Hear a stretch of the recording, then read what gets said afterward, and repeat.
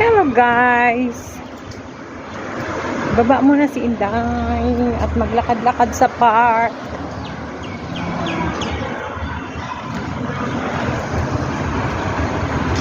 Dami naglalaro sa park ngayon.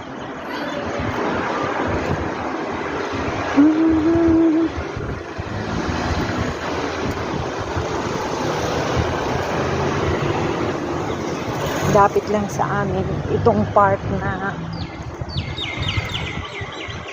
inayos. Ang ganda.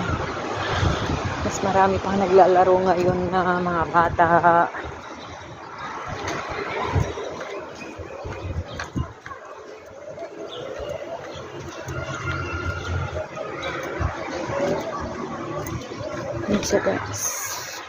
Sa kabila ng tensyon na nangyayari dito sa bansang Israel,